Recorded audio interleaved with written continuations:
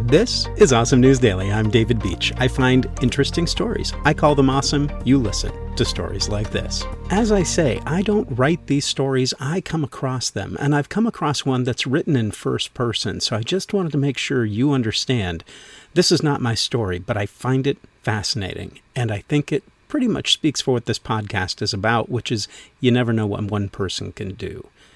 The day I decided to die, I watched the sun disappear into the San Francisco Bay. As the orange ripples spread through the water, I made my way to a subway station, sat on a blue steel bench, and waited for the eastbound train to Oakland. I'd been drinking whiskey mixed with flat Coke all afternoon to work up the nerve to jump in front of the train, and I was drunk enough that my plan felt within reach. I was 23. 2 months earlier, my mother had tried to take her life, and I had interrupted her attempt. This experience, compounded by years of depression and addiction, made me long to stop feeling. It's not that I wanted to die exactly, it's that I didn't want to live. I stood and took a few steps towards the platform's edge. The incoming train screeched. A gust of air blew up my sleeves. "Excuse me," said a voice to my right, "but would you mind taking my picture?" I turned towards the voice. A wiry woman with pink hair and a titanium lip ring stood a few feet away from me, smiling and offering her phone. Her nails were painted silver. She couldn't have been older than 19. "I literally just arrived in San Francisco," she said. "I'm so excited to be here." It didn't occur to me that I could have said no, that I was busy, that I had to catch a train. I nodded and took her phone. She skipped towards the blue steel bench where I'd been sitting, stood on it, flashed a peace sign, and grinned. I took a few pictures. For the next 10 seconds, my attention was glued to her poses. By the time our interaction was over, the train I was going to jump in front of had slowed into the station, and I'd missed my chance. I could have stayed and waited for another train, but the interruption had thrown me off just enough to lose my nerve. I left the station and walked uphill until I reached a park. Below me, clusters of people gathered on the grass, playing the guitar, drinking wine. I sat down, lit a cigarette, and stared at the dark water behind San Francisco's glittering skyline. I pulled out my phone and took a picture of a husky's backlit silhouette. My hands shook so hard the image blurred. 7 years have passed since that day. I almost jumped in front of a train, and I know a lot more about suicide now than I did at 23. The process of gathering data and information has helped me understand what almost happened to me. The child of a parent who has attempted suicide is almost 5 times more likely to become suicidal than the child of a parent with no history of self-harm. People with an alcohol use disorder are up to 120 times more likely to attempt suicide than those who are not dependent on alcohol. Roughly 1 in 4 people who complete suicide are intoxicated. My mother and I were both drunk during our close calls. What this means is that the completion of suicide often occurs when ideation, opportunity, and lack of interruption converge into a single, unretractable moment. Today, my mother is alive because I found her. Today, I'm alive because a pink-haired stranger stopped me for a picture.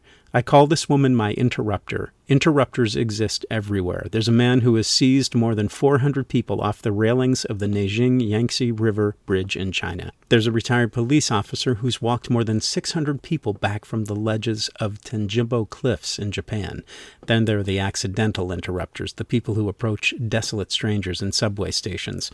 Sometimes I wonder whether my interrupter saw my suffering rise from my body like steam. Even if the interruption was a coincidence, she saved me that night and gave me a tool that continues to save me to this day.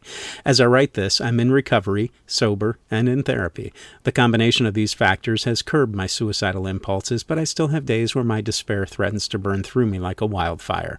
On these days, I take myself outside and ask strangers whether they'd like me to take their picture. I tend to approach folks who are already in the process of photographing one another, couples, friends, families, people taking selfies. I also approach people who look sad, lonely, lost in thought. Often I don't have to say anything. I'll hold up my hands and curl my right index finger as if I'm pressing the button on an invisible camera, and they hand me their phones with a smile. To date, no one has turned me down. Thanks to this practice, I have a catalog of sweet snapshots embedded in my memory. The teenage couple sitting on a bench enveloped in yellow daisies in a garden in Mendocino. A group of women with purple feather boas wrapped around their necks at the Bellagio Hotel in Las Vegas. A pair of red-headed friends sipping iced chai on a wooden bench in a tiny town in Northern California. A man standing in front of a weeping willow, arms outstretched like wings. I will never see these photos or those people ever again, and if I did, I probably wouldn't recognize them, nor would they remember me. Our entire relationship lives and dies in the amount of time required to take a picture. My temporal existence collides with their temporary experience to create a frozen frame that will outlive us all, a sliver of visual proof that says we're here. We were smiling. Then we go our separate ways. I leave with them a tangible reminder that our paths cross briefly, even if they forget about me. And they leave me with a jolt of connection that interrupts my hopelessness and makes me feel that being alive matters, just a little bit. Sometimes I close my eyes and try to recall the picture of my interrupter 7 years ago, how she stood on the blue bench in the subway station, how her pink hair stuck out in every direction, the way her grin was so wide it looked like it almost fall off her face. The more time passes, the harder it is for me to remember her expression, but what has stayed with me is a feeling of sharp, profound gratitude. Maybe one day someone will feel this way about me too. If you or someone you know needs help, call or text 988 or chat 988lifeline.org. You can also visit suicidepreventionlifeline.org. Billy Lesra is a freelance writer who's working on a book about intergenerational addiction. Go be an interrupter, have fun, and find a way to make someone's day.